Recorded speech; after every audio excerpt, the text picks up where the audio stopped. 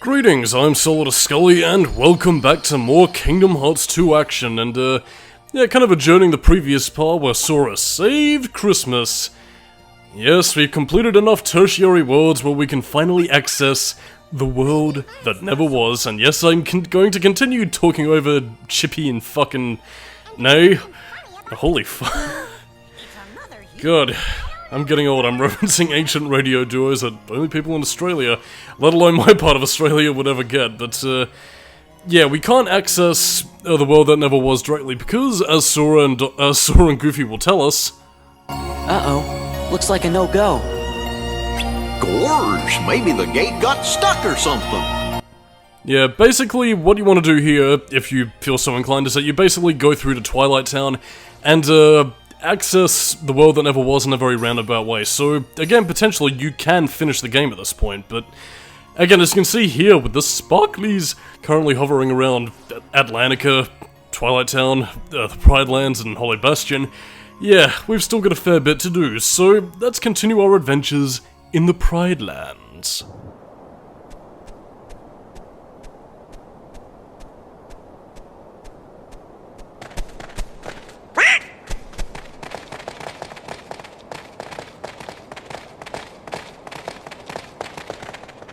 Oh, it's you guys. Man, we were hoping you were a meal.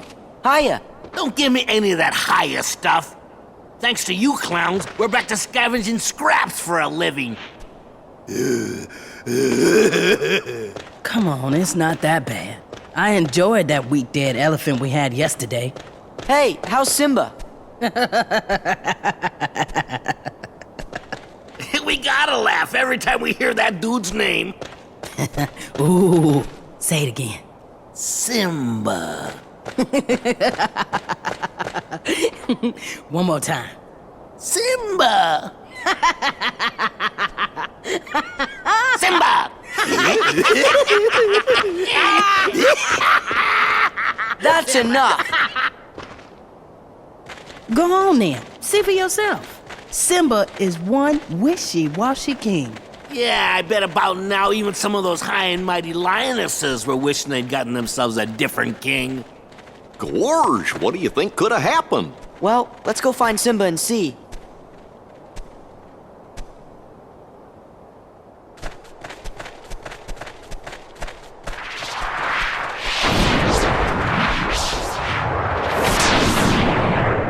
Scar? Huh? A ghost? We better tell Simba about this. Wonder if he's up there. And now we enter the Lion King Part 2, where, it's basically continuing the adventures of Simba being a pussy story arc, basically adding Kingdom Hearts' own spin on the continuing adventures of the Pride Lands. As you can see, there is no restored Pride Lands verdant wilderness kind of thing.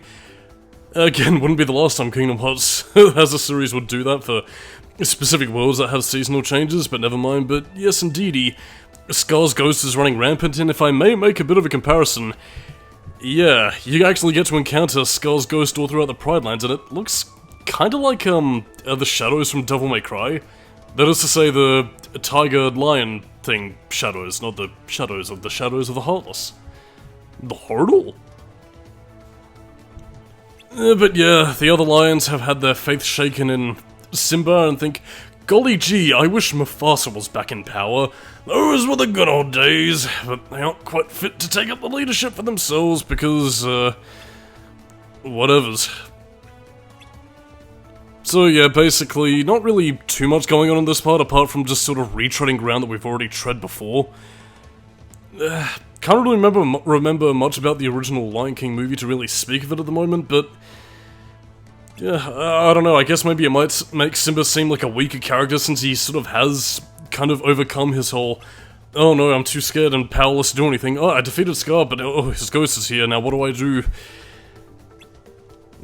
I mean, I hope you like that sort of storytelling, because that's pretty much the precipice of the Pride Lands right here, and it's kind of, You came back. Are you okay? You don't look so good. Hey, Simba. Why don't we team up and do something about that Scar ghost? Seems like everybody's worried about it. So, now's your big chance to show them what you're really made of. That doesn't concern you! Sorry. It's okay. I just wish I knew what my father would do. But he's not here, Simba. It's all up to you now. And that means the important thing is what you're gonna do being the king, not what your father would have done. So you're saying it's all up to me? See? There you go. Exactly.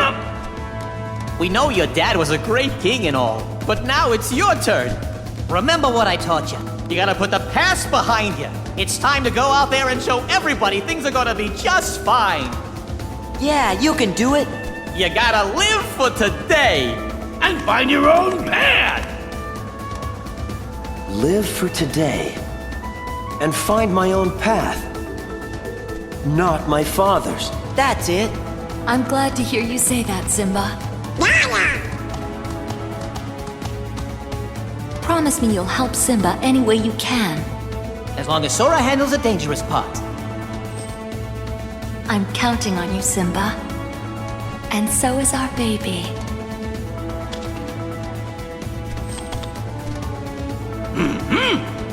Great, now we're gonna have to babysit.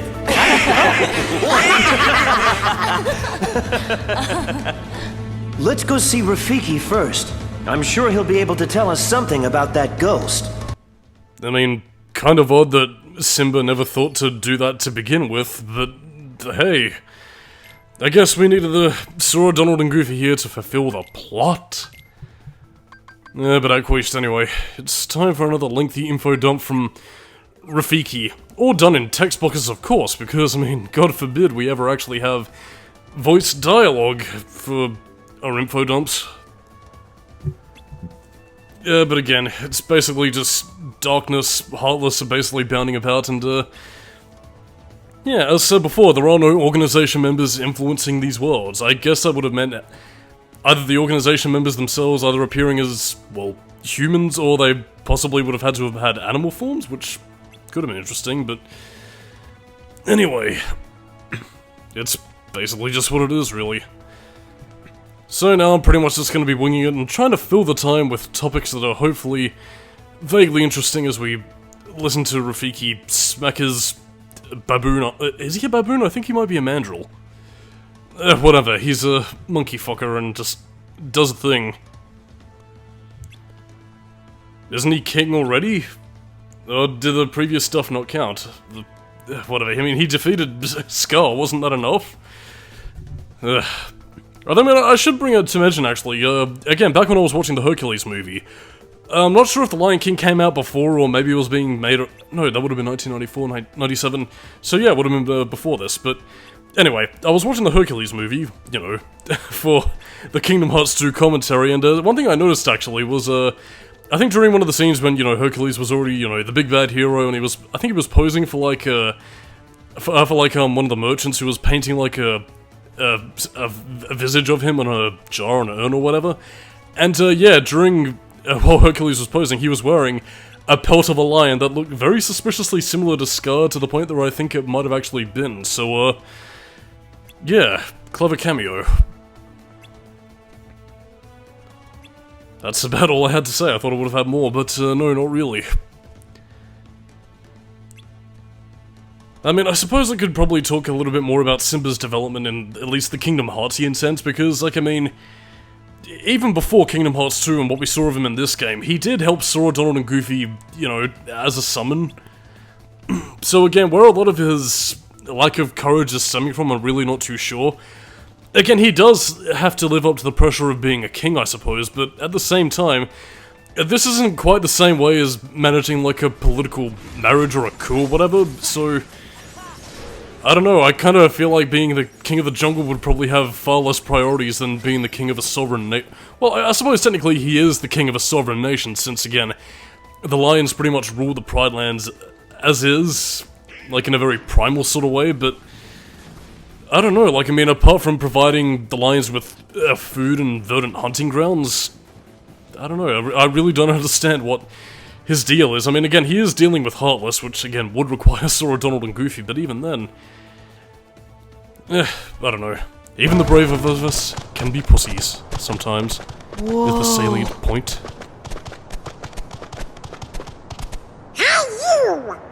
Come on. Can't you guys just leave us alone?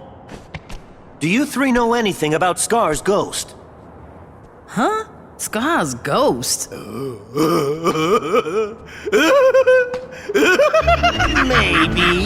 You do know! Monsters. Demons!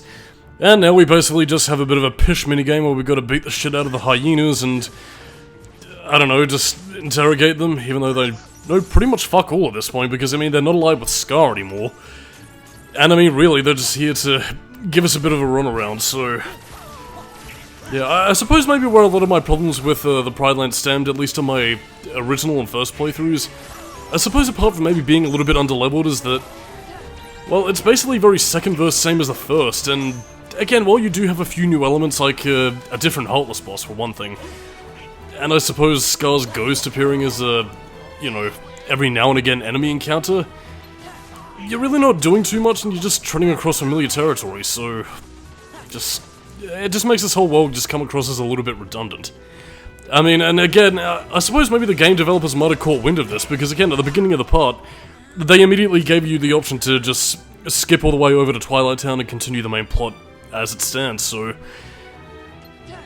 Yeah, I'm really not too sure how to feel about that. It's either they realize that it's something you can do if you want just to pad out your game time and complete the journal, I guess, but... it's just sort of whatever, really. And again, I suppose does show the weakness of the second visits of the worlds, where if you really don't have much to show us of substantial content or anything meaningful, then really what's the point of adding it? I mean, it is also quite telling that second world revisits are something only in Kingdom Hearts 2, and never again. Like, I mean, not even Kingdom Hearts 3, we pretty much just have one world visits and that's it. Yeah, let's get back here. The mentally challenged one. The end is nigh. Oh no! Guess you caught us all! What are we gonna do? Tell me about Scar's ghost! Sorry, we don't know nothing. Oh, wait. It's coming back to me. That's the one that only hangs out around Frady Cats. Right, Bonsai? Enough! There it is. Must be a Frady Cat around here somewhere.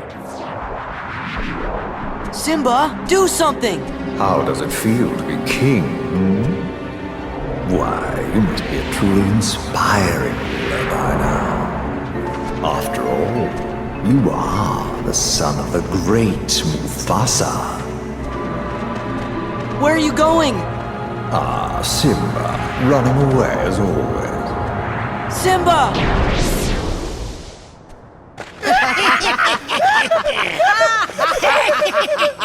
Gorge, Rafiki was right.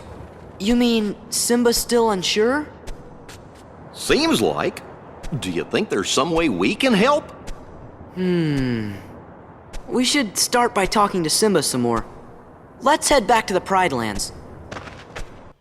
Oh dear, now we pretty much just have to go on another runaway chase all the way back to the jungle spot.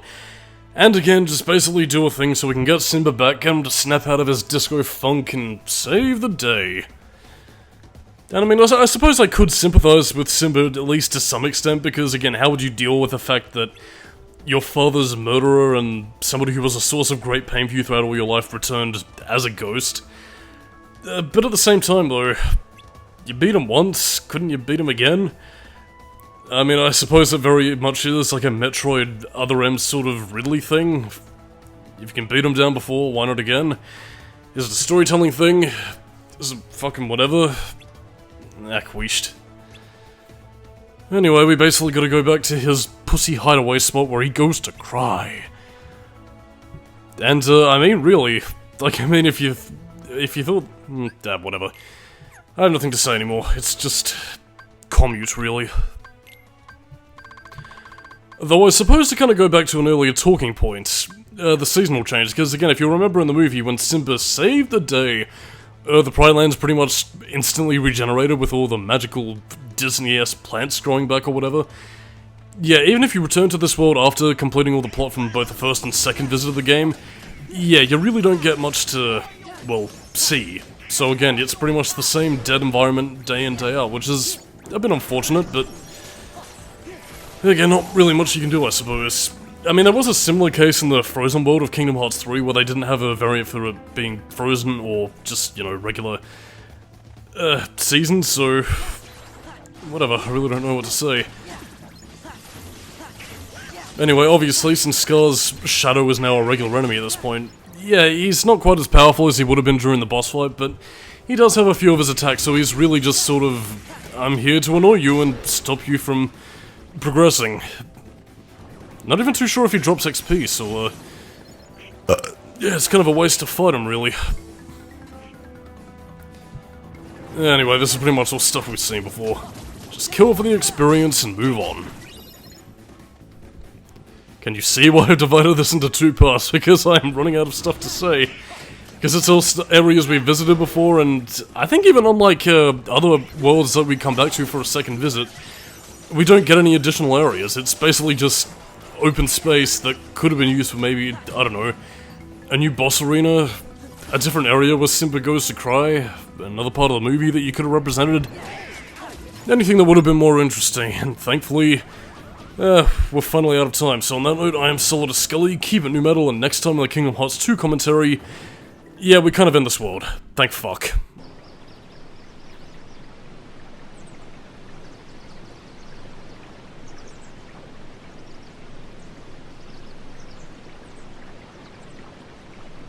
Father! It seems even your daddy's abandoned you. How sad.